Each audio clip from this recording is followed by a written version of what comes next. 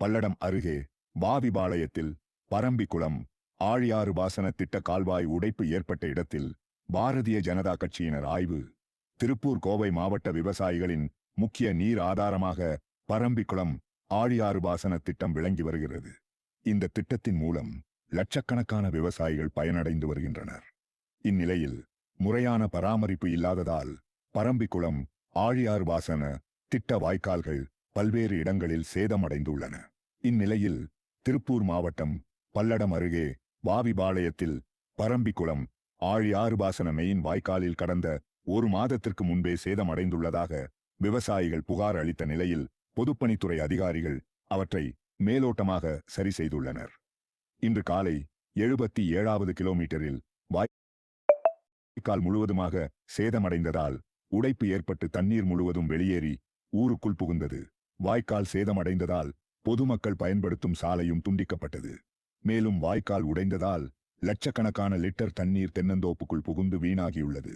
மேலும் உடைப்பு ஏற்பட்ட இடத்தையும் பாதிக்கப்பட்ட விவசாயிகள் மற்றும் பொதுமக்களையும் பாரதிய ஜனதா கட்சியின் திருப்பூர் வடக்கு மாவட்ட தலைவர் சீனிவாசன் மற்றும் கட்சி நிர்வாகிகள் நேரில் ஆய்வு செய்து விவசாயிகளுக்கு ஆறுதல் தெரிவித்தனர்.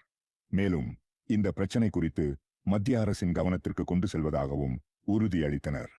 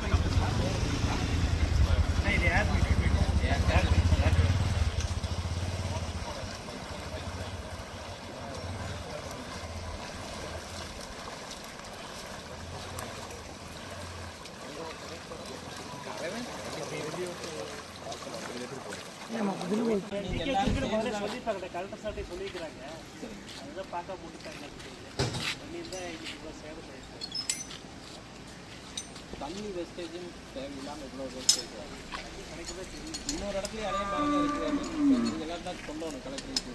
இன்னொரு இடத்துல அங்கேயும் அதே மாதிரி புள்ளமலைகளை மூட்டி நினைக்கிறேன்.